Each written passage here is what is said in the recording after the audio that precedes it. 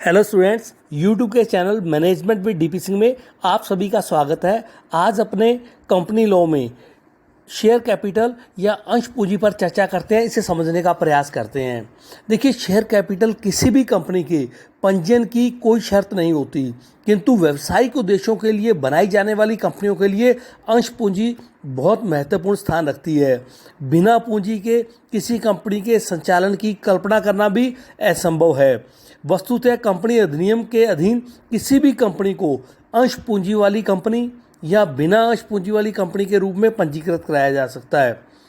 इसमें क्या बताया हमने कि कंपनी अधिनियम में या तो किसी कंपनी को अंश पूंजी वाली कंपनी अथवा बिना अंश पूंजी वाली कंपनी के रूप में पंजीकृत करवाया जा सकता है। प्रत्येक ऐसी कंपनी जिसका पंजीयन अंश पूंजी वाली कंपनी के रूप में करवाना प्रस्तावित है, उसे अपने पार्षद सीमा नियम में उस अंश पूंजी की राशि और अंशों की संख्या और उस पर अंकित मूल्य सहित का उल्लेख करना होता है और जिससे उसका समामेलन होता है। आइए student, concept of share capital या अंश पूंजी की अवधारणा को समझते हैं कि पूंजी शब्द का अर्थ विभिन्न परिस्थितियों में भिन्न भिन्न प्रकार से लगाया जाता है, किंतु अंश पूंजी वाली कंपनी के संदर्भ में अगर पूंजी शब्द का प्रयोग होता है तो उसका मतलब अंश पूंजी से ही है। दूसरे शब्दों में ये कह दे कि पूंजी से तात्पर्य अंश पूंजी से है, जो किसी कंपनी के विभिन्न प्रकार के अंशों को बेचकर प्राप्त की जाती है। हम यहाँ ये भी बात बता दें कि अलग अलग विद्वानों ने पूंजी और अंश पूंजी को समान अर्थ में प्रयोग किया है। कई विद्वानों ने इसमें कंपनी विशेषज्ञ जो थे उन्होंने अंश पूंजी और पूंजी को एक ही अर्थ में लिया है और पूंजी और अंश पूंजी का तात्पर्य उन्होंने उस पूंजी से लगाया जो अंश पूंजी अंशों का विक्रय करके प्राप्त की जाती है।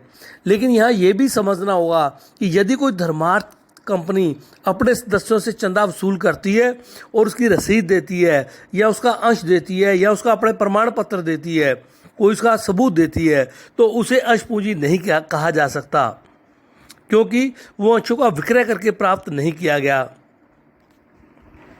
आइए स्टूडेंट्स, अंश पूंजी शब्द को और विस्तृत रूप में समझते हैं। इसका अनेक प्रकार से अनेक अर्थों में प्रयोग किया जाता है। इसकी या कहते हैं अनेक अवधारणाएं हैं।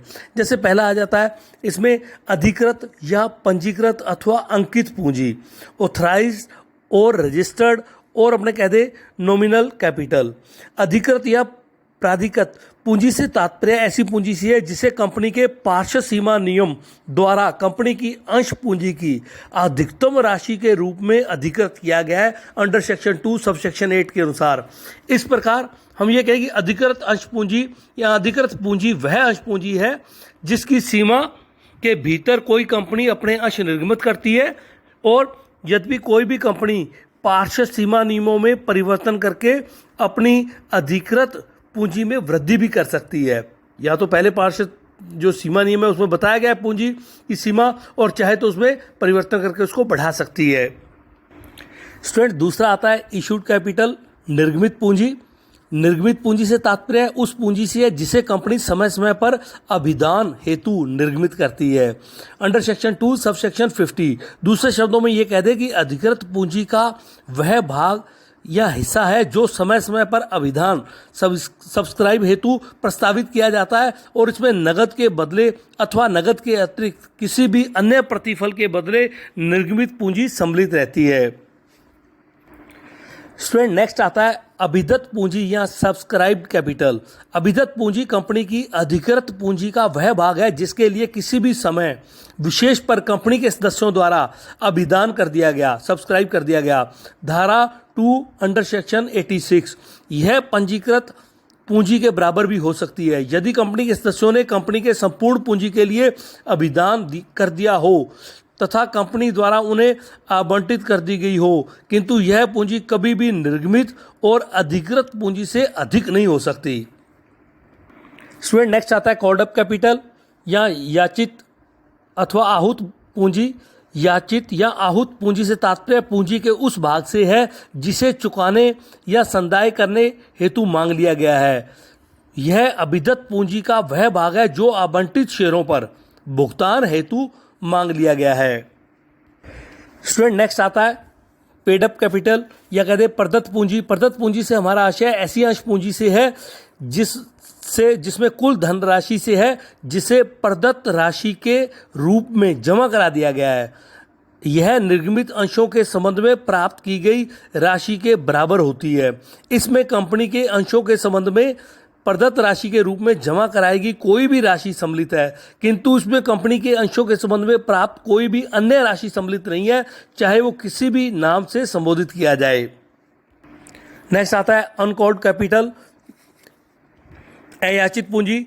यह अभिदत्त पूंजी का वह भाग है जिसे कंपनी द्वारा आवंटित अंशों पर अभी तक भुगतान हेतु मांगा नहीं गया है। पूंजी के ऐसे भाग को कंपनी द्वारा कभी भी भुगतान हेतु मांगा जा सकता है, यद्यपि ऐसी मांग कंपनी के अंतर नियमों और कंपनी अधिनियम के प्रावधानों के अनुरूप ही की जा सकती है। नेक्स्ट आता है रिजर्व कैपिटल, जब या आरक्षित पूंजी। जब कोई कंपनी यह निश्चित कर लेती है कि कंपनी की पूंजी का एक भाग कंपनी के समापन के समय ही मांगा जाएगा, तो पूंजी का वह भाग आरक्षित पूंजी कहलाती है। दूसरे शब्दों में आरक्षित पूंजी का वह भाग है जिसे कंपनी ने केवल समापन के समय या समापन के उद्देश्यों के लिए मांगने के लिए ही निर्धारित कर रखा है। स्टूडेंट्स, यहाँ हमें काइंड्स ऑफ शेयर कैपिटल पर विचार कर लेना चाहिए कि अंश पूंजी के प्रकार कितने हैं। तो दो प्रकार से है प्रमुख रूप से, ये इक्विटी शेयर कैपिटल और दूसरा इसके अंतर्गत आता है प्रेफरेंस शेयर कैपिटल। तो समता अंश पूंजी क्या है? समता अंश पूंजी से तात्पर्य कंपनी के उस समस्त अंश पूंजी से है जो पूर्वाधिकार अंश पूंजी नहीं है, या दूसरे शब्दों में समता पूंजी से तात्पर्य उस अंश पूंजी से है जिसके धारकों को लाभांश प्राप्ति का पूर्वाधिकार के आधार पर लाभांश प्राप्ति का अधिकार नहीं है, और कंपनी के समापन की दशा में पूंजी वापसी का पूर्वाधिकार या पूंजी वापसी की वीरता पाने का अधिकार नहीं है। सेकंड आता है प्रेफरेंस शेयर कैपिटल। पूर्वाधिकार अंश पूंजी से आशय उस पूंजी से है जिसके धारकों को लाभांश प्राप्ति का पूर्वाधिकार है, और कंपनी के समापन की दशा में भी पूंजी की वापसी का पूर्वाधिकार है अंडर सेक्शन 43। स्टूडेंट्स, आइए अल्टरेशन ऑफ शेयर कैपिटल को समझते हैं। अंश पूंजी में परिवर्तन। अंश पूंजी वाली कंपनी, कोई भी कंपनी अपने सीमा नियमों में पूंजी वाक्य में अर्थात अपनी अंश पूंजी में परिवर्तन कर सकती है, किंतु ऐसा परिवर्तन तभी संभव है जब कंपनी के अंतर नियमों में ऐसा करने के लिए कंपनी को अधिकृत किया गया हो या अंतर नियम में अनुमति दे रखी हो, तो कंपनी इसमें परिवर्तन कर सकती है। और इस परिवर्तन का प्रोसेस क्या है, प्रोसीजर क्या है, तो यह परिवर्तन की प्रक्रिया क्या है? तो उसमें पहला आता है अंतर नियमों में व्यवस्था होना, दूसरा है साधारण संकल्प पारित करना। अंतर नियमों में व्यवस्था होने पर कंपनी एक साधारण संकल्प पारित करके पूंजी में परिवर्तित कर सकती है। तीसरा इसके अंतर्गत आता है कंसोलिडेशन और डिवीजन, अर्थात इसके माध्यम से वो अनुमोदन करवाती है अभिकरण से। फोर्थ इसमें आता है सीमा नियमों की प्रति के साथ रजिस्ट्रार को सूचित करना। कंपनी ऐसे परिवर्तनों की तिथि से 30 दिन के भीतर परिवर्तन की सूचना रजिस्ट्रार को देनी आवश्यक होती है। तो इस प्रकार वो अपने परिवर्तन की प्रक्रिया के माध्यम से इसमें परिवर्तन कर सकती है। आइए स्टूडेंट्स, अब अपने इसमें समझते हैं by backup of own share securities by company. Company द्वारा अपने ही अंशों और प्रतिभूतियों को वापस खरीदना। कंपनी अधिनियम कंपनियों को अपने ही अंशों को वापस खरीदने का अधिकार देता है। कंपनियों द्वारा अपने ही अंशों को वापस खरीदने के लिए कई प्रावधान किए गए हैं। अंशों को वापस खरीदने के लिए कोष बनाना। कोई भी कंपनी अपने अंशों या अन्य प्रतिभूतियों को निम्न प्रकार से क्रय कर सकती है। हम कैसे? अपने स्वतंत्र संचय किए गए कोष से, प्रतिभूति प्रीमियम खाते से, किन्हीं अन्य शेयर अथवा विनिर्दिष्ट प्रतिभूतियों से प्राप्त राशि से। किंतु कोई भी कंपनी अपने ही अंशों को वापस खरीदने के लिए उस राशि का उपयोग नहीं कर सकती जो वैसे ही समान प्रकार के अंशों और प्रतिभूतियों के किसी परिवर्तित निगमन से उसको प्राप्त हुई है। अर्थात जो अंश और प्रतिभूतियों के विक्रय से उसने प्राप्त की राशि, उससे वो पुनः नहीं खरीद सकती। इसके साथ साथ वापस खरीद या बाई बैक की कुछ कंडीशंस हैं। इसके लिए कौन सी कंडीशन है, आइए देखते हैं। वापस खरीद अंतर नियमों द्वारा अधिकृत होनी चाहिए। वापस खरीद का अधिकार देने हेतु कंपनी की साधारण सभा में विशेष संकल्प पारित कर लिया जाना चाहिए। और यदि वापस खरीद की राशि कंपनी की प्रदत्त पूंजी तथा स्वतंत्र संचय के 10% या उससे भी कम हो, और इस प्रकार उस वापस खरीद को संचालक मंडल ने अपनी सभा में संकल्प पत्र पारित करके अनुमोदित कर दिया गया हो। स्टूडेंट्स, यहाँ आपने ऊपर जो भी देखा है कि वापस खरीद की राशि कंपनी की प्रदत्त पूंजी और स्वतंत्र संचयों के 10% या उससे कम हो तो ऐसी दशा में साधारण सभा में विशेष संकल्प पास करवाने की आवश्यकता नहीं होती। लेकिन यदि वापस खरीद कंपनी की कुल प्रदत्त पूंजी और स्वतंत्र संचयों का 25% से अधिक नहीं होना चाहिए। यदि यहाँ उल्लेखनीय है कि किसी भी कंपनी की एक वित्तीय वर्ष में अपनी प्रदत्त क्षमता पूंजी के 25% से अधिक की वापस खरीद नहीं कर सकती। इसी प्रकार वापस खरीदे जाने वाले सभी अंश या प्रतिभूतियां पूर्ण प्रदत्त होना चाहिए, फुली पेड अप होने चाहिए। वापस खरीदे जाने वाली अंश या प्रतिभूति किसी भी मान्यता प्राप्त स्कंद विनिमय केंद्र स्टॉक एक्सचेंज में सूचीबद्ध होने चाहिए और उनकी वापस खरीद सेबी के नियमों के नियमानुसार ही होनी चाहिए। तो स्टूडेंट्स, अपने शेयर कैपिटल को समझने का प्रयास किया।